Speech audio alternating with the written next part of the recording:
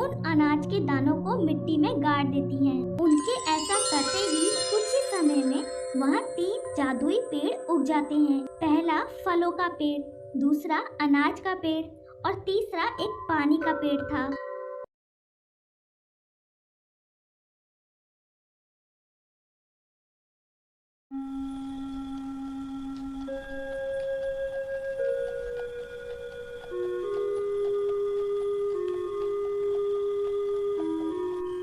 Nancy, मुझे बहुत प्यास लगी है। प्यास के मारे गला बहुत सूख रहा है। मुझे पानी चाहिए। रानी जी, जो पानी हम अपने साथ लाए थे वो खत्म हो चुका है, पर आप फिक्र मत करिए, कुछ ही देर में हम महल पहुंच जाएंगे, फिर आप पानी पी लीजिएगा। नहीं, बिल्कुल नहीं, मैं कुछ देर भी नहीं रुक सकती। मुझे पानी अभी और इसी वक्त चाहिए। देखो, ध्यान से सुनो, आसपास से किसी नदी की आवाज आ रही है। चलो हम वहाँ चलकर पानी पीते हैं। ये आप क्या कह रही हैं रानी जी? ये तो गहरा जंगल है। मुझे नहीं लगता कि हमें यहाँ रुकना चाहिए। यहाँ बहुत खतरा हो सकता है। इतना मत घबराओ, कुछ भी नहीं होगा। हम ज्यादा दूर नहीं जाएंगे। मुझे यकीन है वो नदी आसपास ही है। चलो चलते हैं।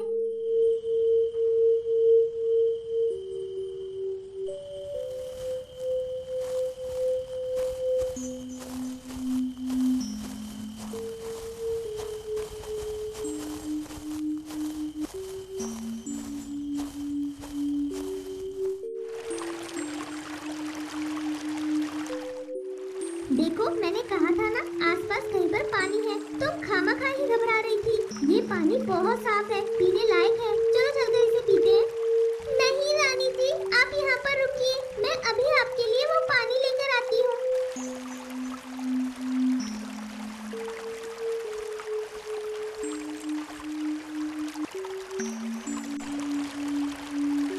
इसके बाद नैन्सी उस तालाब से पानी लेने जाती है। जब वो उस तालाब से पानी ले रही थी, तभी वो उस तालाब में कहीं गायब हो जाती है।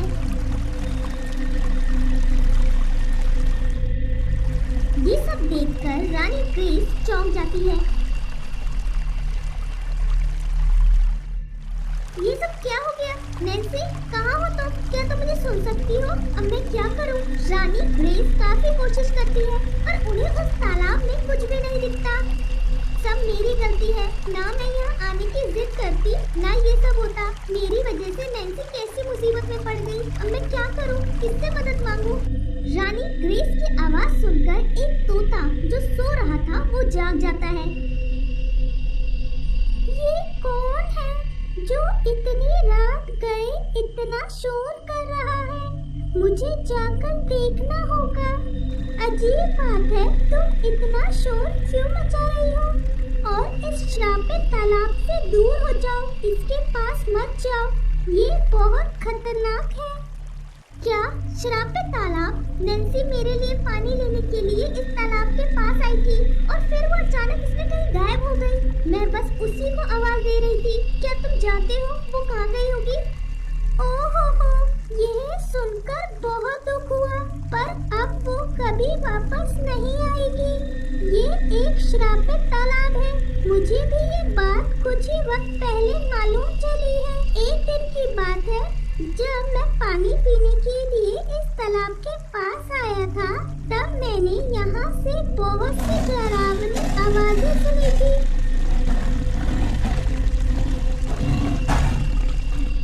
जो इसी तालाब से आ रही थी। तब मुझे पता चला कि ये एक श्रापित तालाब है, इसलिए कोई भी जीव जंतु इसके पास नहीं जाता। आज तक जो भी इस तालाब के पास गया है वो कभी लौट कर नहीं आया।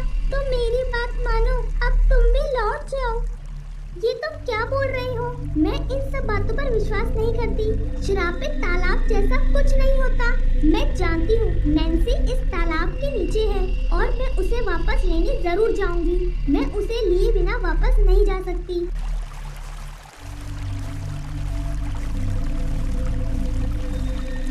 इतना कहकर रानी ग्रेस उस तालाब के पास चली जाती है। कैसी मूर्ख रानी है, मेरे इतने सावधान करते करने के बाद भी वो इस तालाब में चली गई।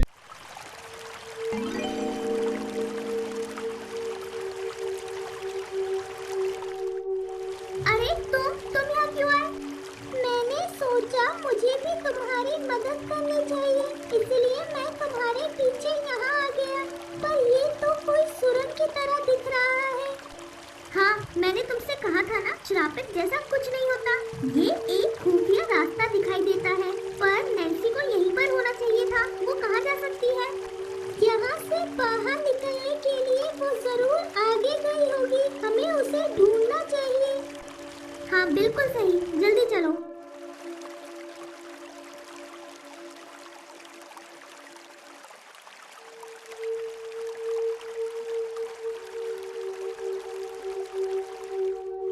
एक बात समझ नहीं आई रानी, नैन्सी अगर हमें मिल भी गई तो भी क्या फायदा? हम सब इस तालाब में कैद हैं। यहाँ से बाहर जाने का रास्ता तो किसी को भी नहीं मालूम। हम यहाँ से बाहर कैसे निकलेंगे? हमने यहाँ तक का रास्ता खोजा है तो मुझे यकीन है हम आगे का भी मार्ग खोज निकालेंगे। पर एक बात बताओ, क्या तुमने सच में इस तालाब से भयानक आवाजें सुनी थी? शायद नहीं, शायद मुझे भ्रम हुआ होगा, पर ऐसा आसपास के सभी गांव वाले कहते हैं।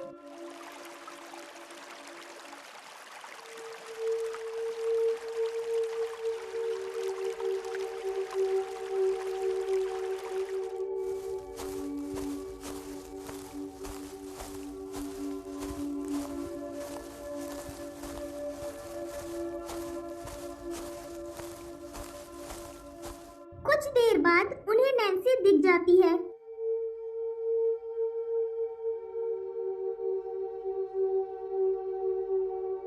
रानी, आप आ गई, पर आपको यहाँ नहीं आना चाहिए था।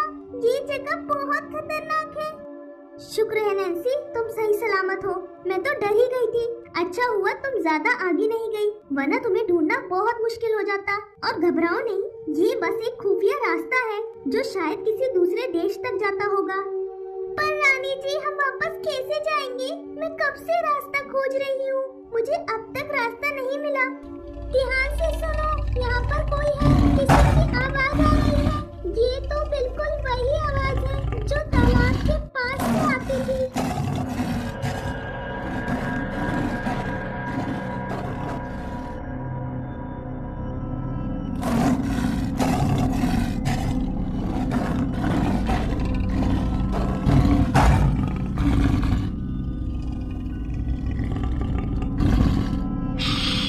कौन हो तुम सब, और यहाँ पर क्या कर रही हो? हम सब गलती से इस खुफिया रास्ते में आ गए हैं और वापस जाना चाहते हैं। ये कोई खुफिया रास्ता नहीं है, बल्कि ये मेरा साम्राज्य है। मैं यहाँ का राजा हूँ। मैं जानता हूँ तुम सब यहाँ मेरा खजाना चुराने आए हो। अब तुम सब मेरा भोजन बनोगे। अरे बाप रे बाप, ये तो हमें खाने की बात कर रहा है। इससे पहले भी कई लोग यहाँ खजाना चुराने आए थे, जिसे पाने के बाद कोई भी इस पूरी दुनिया पर राज कर सकता है। इसलिए मैंने उन्हें यहाँ हमेशा हमेशा के लिए कैद कर दिया था। देखो, हम झूठ नहीं कह रहे। हम यहाँ किसी भी खजाने के लालच में नहीं आए हैं। एक तालाब के रास्ते हम गलती से यहाँ पर पहुँच गए हैं और बस वापस जाने का रास्ता ढूंढ रहे थे। हमारा इरादा किसी को भी परेशान करने का नहीं था। अगर तुम चाहो तो हमें सजा दे सकते हो, पर हम बिल्कुल सच कह रहे हैं। हो सकता है तुम सच कह रहे हो, क्योंकि तुम्हारे पास कोई भी हथियार नहीं है और तुमने यहाँ आने के बाद किसी भी चीज को नुकसान नहीं पहुँचाया। पहले भी ऐसे बहुत से बेगुनाह लोग यहाँ आए थे और मैंने सही सलामत उन्हें ऊपर उनकी दुनिया में भेज दिया था। चलो, मैं तुम्हें वापस जाने के मार्ग पर लेकर चलता हूँ। क्या तुम सच कह रहे हो? हम वापस जा सकते हैं?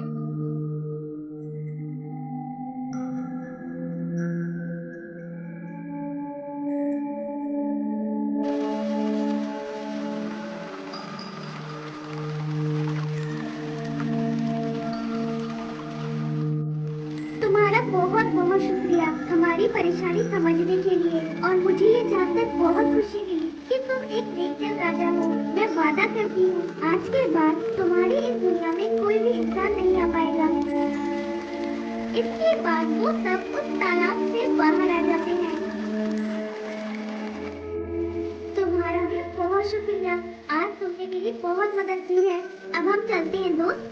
इसमें शुक्रिया कैसा, मुझे तुम्हारी मदद करके बहुत खुशी मिली और मैं ये भी जान पाया कि ये तालाब श्रापित नहीं है। अब मैं किसी को भी इसके पास नहीं जाने दूंगा। इसकी जरूरत नहीं पड़ेगी। मैं सवेरा होते ही इस तालाब को पूरी तरह से बंद करवा दूंगी ताकि फिर कोई भी ऐसी मुसीबत में ना पड़े, ना कोई चोर उस खजाने की लालच में उस दुनिया में जाए। और पानी के लिए इस तालाब की जगह एक नया तालाब बनवाऊंगी। हाँ, ये तो बहुत अच्छा विचार है। अब हम चलते हैं दोस्त, फिर मिलेंगे। अपना ख्याल रखना।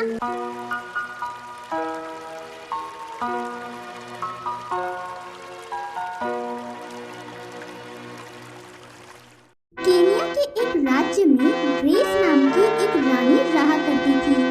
रानी दिखने में बेहद सुंदर और दयालु स्वभाव की थी। रानी ग्रेस अपनी सूझबूझ से राज्य का पूरा ख्याल रखती थी। सभी राज्यवासी राजकुमारी ग्रेस का बहुत सम्मान करते थे और उनके हर आदेश का पालन करते थे। आज का दिन कितना सुहावना है, बिल्कुल एक सपने जैसा। जरूर आज कुछ अच्छा होने वाला है, पर उस दिन कुछ बहुत अजीब सा होता है। अचानक से सभी खाने की चीजें गायब होने लगती हैं। पेड़ों से फल गायब हो जाते हैं, घरों से अनाज, यहाँ तक कि पानी भी गायब हो जाता है, जिसे देखकर सभी राज्यवासी हैरान होते हैं। उन्हें कुछ समझ नहीं आता। वहाँ रानी ग्रेस महल के बगीचे में टहलने निकलती है और शांत वातावरण का आनंद लेती है। तभी उनकी नजर उनके आम के पेड़ पर जाती है, जिसमें अब आम का एक भी फल नहीं था। ये क्या, कल तक तो इस पेड़ में अनगिनत आम थे और आज इसमें आम का एक फल भी नहीं है। ऐसा कैसे हो सकता है? मेरे इस बगीचे में आने की हिम्मत कौन कर सकता है? मुझे इस बारे में पता लगाना होगा कि आखिरकार किसने राजमहल में चोरी करने की हिम्मत की है।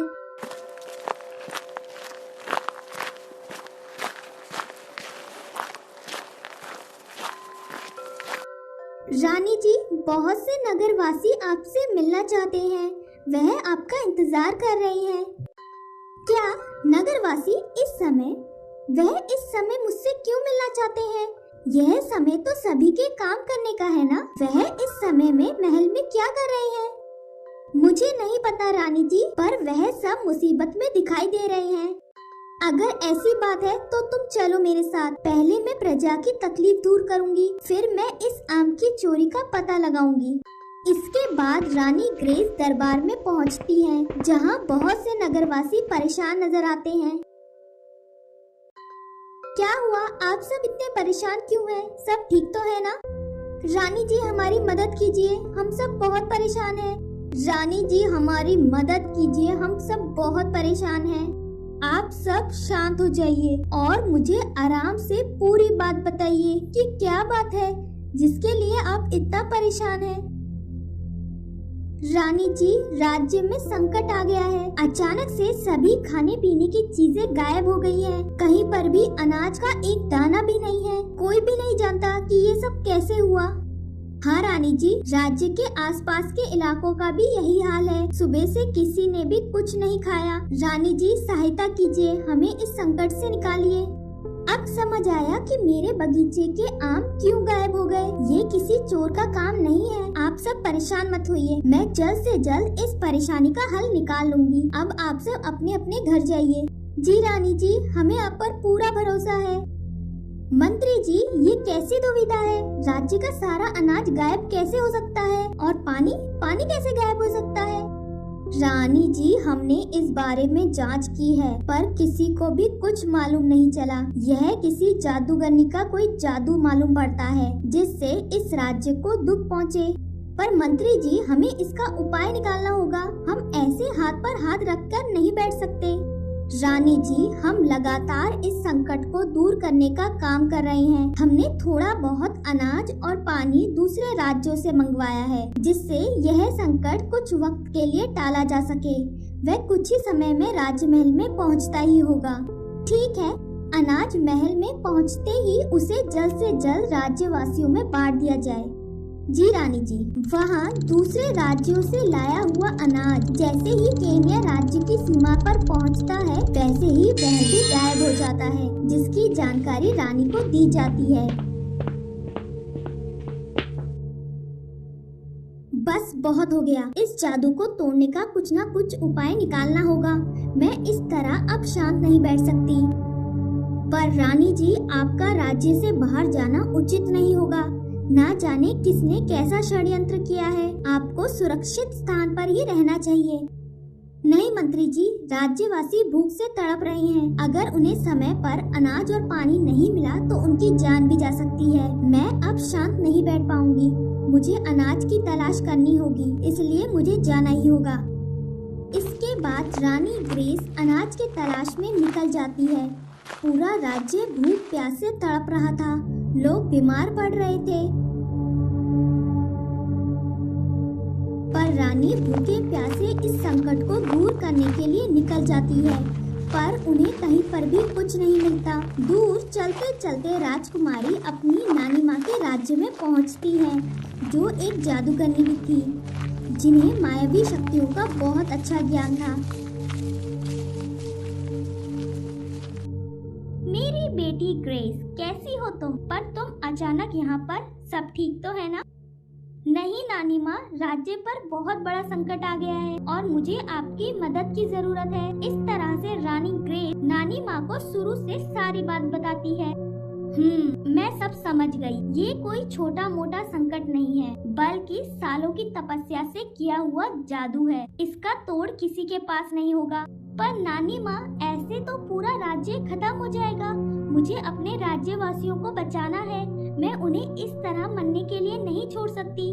ग्रेस, मैं जानती हूँ तुम्हें तुम्हारे राज्य की कितनी चिंता है और तुम उन्हें बचाने के लिए कुछ भी करोगी, पर मैं चाहते हुए भी इस संकट को दूर नहीं कर सकती। पर मैं तुम्हारी थोड़ी मदद कर सकती हूँ। मेरे पास ये जादुई अनाज के 3 दाने हैं। तुम इन अनाज के दानों को जिस किसी को भी दोगी, उनका पेट हमेशा के लिए भर जाएगा। उन्हें खाने की कभी कोई कमी नहीं होगी और ये अनाज के दाने केन्या राज्य में भी गायब नहीं होंगे। मेरा सुझाव है कि एक अनाज का दाना तुम खा लो।